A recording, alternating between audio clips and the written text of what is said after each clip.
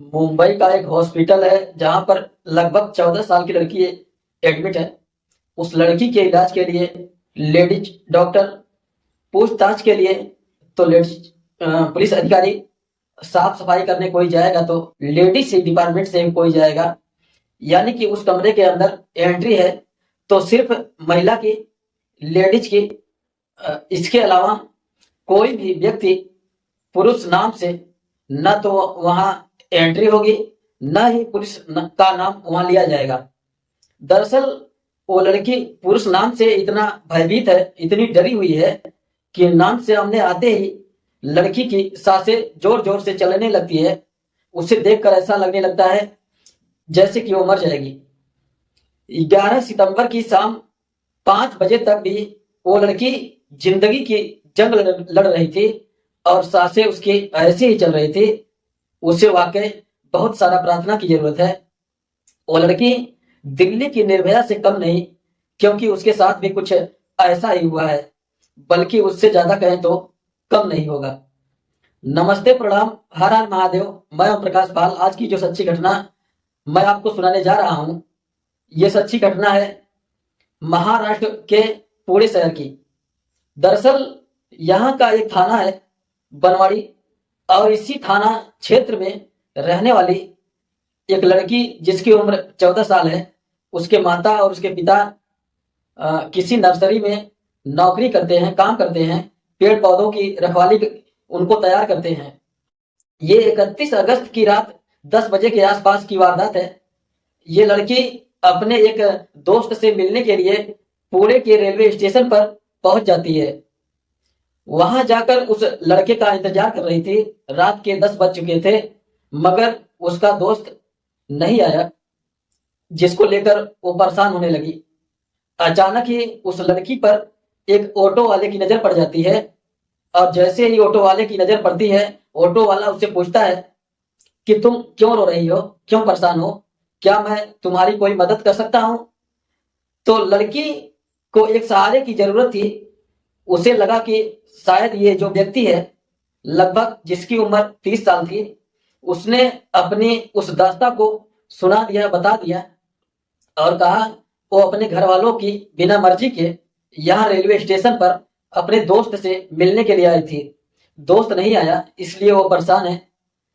इतना सुनने के बाद वो ऑटो वाला वहां से चला जाता है, और करीब 10 मिनट के बाद फिर वापस लौट कर आता है। उसने कहा, जिसका तुम इंतजार कर रही थी, दरअसल वो लड़का बाहर खड़ा हुआ है और वो यहाँ आना नहीं चाहता। वो शर्मिंदा है अपने किए पर, जो लेट हो गया है, इसलिए मेरे साथ चलो और मैं तुम्हें उससे मिला दूंगा। लड़की क्योंकि रो रही थी काफी देर से, उसके पास न पीने के लिए पानी था, वहां आसपास उसे पानी की कोई नल भी नहीं था। वो ऑटो ड्राइवर पानी का एक बोतल दिया, उस बोतल का पानी उसने पी लिया। दोनों साथ साथ बाहर चल रहे थे। अचानक से लड़की को चक्कर आने लगते हैं, और वो गश्त खाकर इससे पहले गिरती, और लड़का उसे ऑटो तक लेकर पहुंच जाता है, और उसके बाद उसे जंगल की ओर ले जाता है, जहां ले जाने के बाद उसके साथ बलात्कार करता है। कई घंटे तक उसे अपने साथ रखता है। और 14 साल की लड़की, उसे कुछ होश नहीं था, क्योंकि वो नशे में थी। उसे पानी के रूप में कुछ नशीला पदार्थ पिलाया गया था।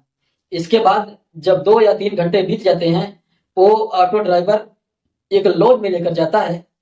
एक छोटा सा होटल होता है, उस होटल में जब लेकर जाता है, वहां पर पहले से ही कुछ लड़के, कुछ और युवक इंतजार कर रहे थे। लड़की एक कमरे में जाती है। 31 अगस्त की रात 10 बजे ये बात शुरू होती है। उसके बाद होटल में जाने के बाद, लॉज में जाने के बाद, उस लड़की को अंदर कमरे में बंद कर दिया जाता है, और उसके पूरे कपड़े उतार दिए जाते हैं। यानी कि उसके बदन पर एक भी कपड़ा नहीं था। अब वो लड़की शर्मा रही है, परेशान है, और उसके साथ पहले ही बलात्कार हो चुका है। धीरे धीरे उसे होश आता है। तब तक उसके साथ लगभग 12 अलग लड़के बारी बारी से रेप कर चुके थे। दिन निकल आता है और दिन भर यही काम चलता रहता है। एक के बाद एक लड़का आता रहता है, और ये सिलसिला लगातार चलता रहता है। शाम हो जाती है, यानी कि इस कमरे के अंदर वो लड़की लगभग 24 घंटे तक रहती है। वो 12 लड़के 24 घंटे तक उसके साथ बलात्कार पर बलात्कार करते रहते हैं। वो भूख से प्यास से तड़पती रहती है। वो कई बार कहती है मुझे खाने के लिए कुछ दे दो, मुझे पीने के लिए पानी दे दो, मगर कोई भी उसकी गुहार नहीं सुनता, उसकी कोई पुकार नहीं सुनता। उसकी चीखों की आवाज भी उस कमरे से बाहर जा भी रही थी। न जाने क्यों वो होटल मालिक या आसपास के लोग उन आवाजों को सुन ही नहीं पा रहे थे। ये भी बताया जा रहा है उस लड़की को बार बार इंजेक्शन दिया जा रहा था, नशीली चीजें दी जा रही थी, जिससे क्या वो शोर न मचा सके।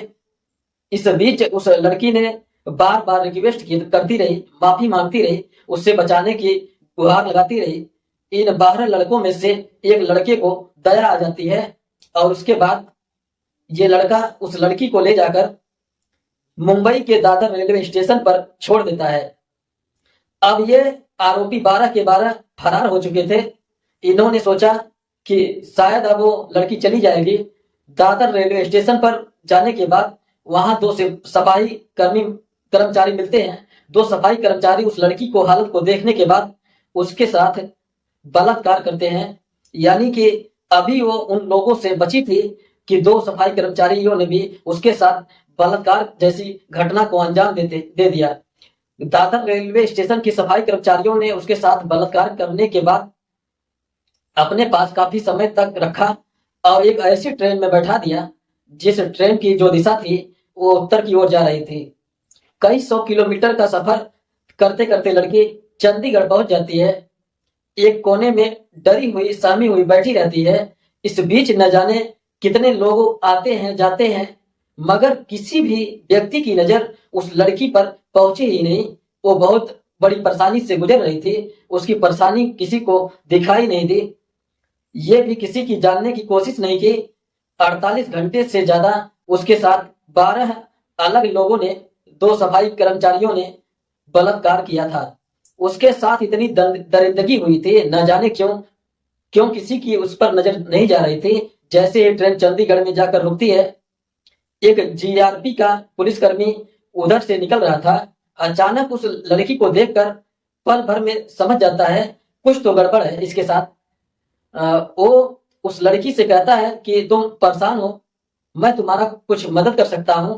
मगर वो लड़की पुरुष जाति के नाम से डरी हुई थी, घबराई हुई थी, क्योंकि वर्दी में भी तो एक पुरुष ही था। उसे लग रहा था हो ना हो ये भी उसे ले जाकर उसके साथ बलात्कार करेगा। वो लड़की चंडीगढ़ उतर जाती है क्योंकि उस ट्रेन का लास्ट स्टॉप जो था वो चंडीगढ़ ही था। अब वो रेलवे स्टेशन पर उतर जाती है और डरी हुई सहमी एक जगह बैठी होती है। मगर वो पुलिस वाला बहुत अच्छा इंसान था। उसने CWC चाइल्ड वेलफेयर कमेटी से संपर्क बनाया। वहां से एक महिला अधिकारी तत्काल मौके पर पहुंची, उस लड़की को खाना खिलाया, उससे अपने पास बैठाया और घंटों तक उसको दुलारती रही, पुचकारती रही। एक मां की भूमिका में उस महिला अधिकारी ने उसका कुछ ही घंटों में दिल जीत लिया। दिल जीतने के बाद लड़की ने अपनी आप बीती बताई, पूरी कहानी घर से निकलने से लेकर और चंडीगढ़ पहुंचने तक की एक एक बात जब बताया, महिला अधिकारी का रो रो कर बुरा हाल हो गया। और साथ ही जो अधिकारी, जो पुलिस वाला था, वो अलग रोते रोते उसका भी बुरा हाल हो गया। बात रोने वाली भी थी। एक किसी भी बेटी के साथ, किसी भी बहन के साथ इतनी भयानक वारदात अगर होती है तो शायद आंसुओं के अलावा कुछ निकलेगा ही नहीं। निकलेगा तो उन दरिंदों के लिए बददुआएं या फिर कानून से सख्त कार्रवाई की मांग की गुहार निकलेगी। उधर जब लड़की अपने घर से अचानक से गायब हो जाती है तो उसके माँ बाप, जो कि बहुत ज्यादा पढ़े लिखे नहीं थे, उन्होंने वही बनवाड़ी थाने में जाकर अपनी बेटी की गुमशुदगी दर्ज कराई। लेकिन पुलिस यहाँ की भी वाकई बहुत अच्छी थी। बनवाड़ी थाने के पुलिस ने आसपास के लोगों से पूछताछ की और धीरे धीरे उसके बारे में जानने की कोशिश की कि उसका जो मोबाइल नंबर था उसकी CDR निकलवाई।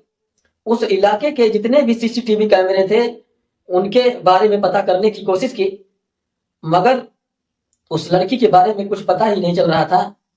और पता चलता है तो उसके बाद पुलिस ने बड़े ही गंभीरता से, बड़ी ही सलीमता से इस मामले की बहुत ही खूबसूरती से जांच की है। यानी कि इस पूरी कहानी में पुलिस की जितनी भी तारीफ की जाए उतनी ही कम है।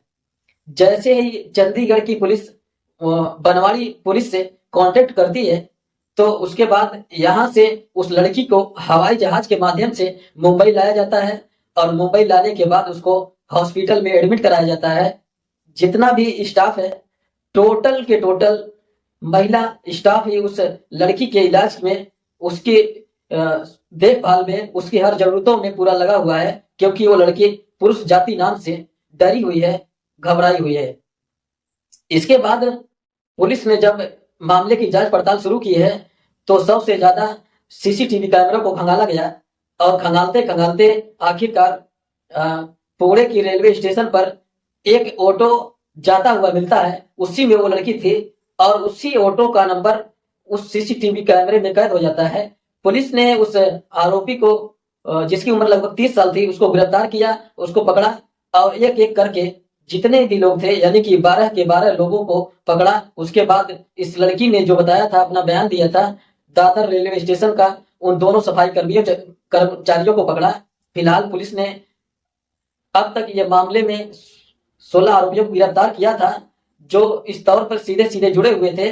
मुंबई पुलिस की प्राथमिकता है कि इस मामले को फास्ट ट्रैक कोर्ट में चला दिया था, क्योंकि वो 15-20 दिन में इस केस को निर्णय दिला दिया।